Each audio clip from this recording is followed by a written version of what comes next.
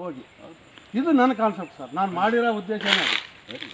ಒಂದು ಸಣ್ಣ ರೈತು ಯಾವ ಥರ ಜೀವನ ಮಾಡಬೇಕು, ಒಂದು IAS ಆಫೀಸರ್ ಥರ ಜೀವನ ಮಾಡ್ಬೋದು ಸರ್.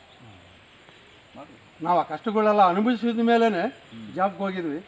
ಅಲ್ಲಿರೋ ಟೆನ್ಷನ್ಗಳು ಅವೆಲ್ಲನೂ ಅನುಭವಿಸಿದ್ವಿ. ಇವತ್ತು ನನ್ನ ಮಗನ್ನೇ ನಾನು ನೌಕರಿ ಬಿಡಿಸ್ಬಿಟ್ಟು ಕರ್ಕೊಂಬಂದಿಲ್ಲ ಈ ಕಡೆ. ಎಲ್ಲರೂ ಹೇಳ್ತಾರೆ ಸರ್, ಎಲ್ಲರೂ ಹೇಳ್ತಾರೆ ರೈತರಿಗೆ ಯಾರೂ ಹುಡುಗಿ ಕೊಡಲ್ಲ ಅಂತ.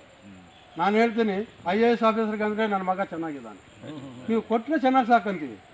ನನ್ನ ಮನೆಯಿಂದ ನಿನ್ನ ಹುಡುಗಿ ಹೊರಗಡೆ ಹೋಗೋದು ಬೇಕಾಗಿಲ್ಲ, ಎಂಜಾಯ್ ಮಾಡೋಕೆ ಹೋಗ್ಬೇಕಷ್ಟೆ. ನಮಗೆ ವ್ಯವಸಾಯದಲ್ಲಿ ಮನುಷ್ಯರಿಗೆ ಉಳಿತಾ ಇಲ್ಲ ಅನ್ನೋದು ಏನಾಗ್ತದೆ ಅಂದರೆ ಸರ್, ಪಕ್ಕದವನ್ನ ನೋಡಿ ಪಕ್ಕದವನ್ನ ತೊಡೆ ಕೊಯ್ಕೊಂಡ್ರೆ ನಾವು ಕತ್ತು ಕೊಯ್ಕೊಂತ ಇದ್ದೀವಿ ನೋಡಿ, ಅದರಿಂದ ನಾವು ಲಾಸ್ ಆಗ್ತಾ ಇದ್ದೀವಿ. ಇದು ನಾನೇನಂದ್ರೆ ಬೇರೆ ಉದ್ದೇಶದಲ್ಲಿ ಹೇಳ್ತಾ ಇಲ್ಲ ಸರ್. ಹೌದೌದು, ನನ್ನ ಮನಸ್ಸಲ್ಲಿರೋ ಭಾವನೆ ಅದು. ನಾನು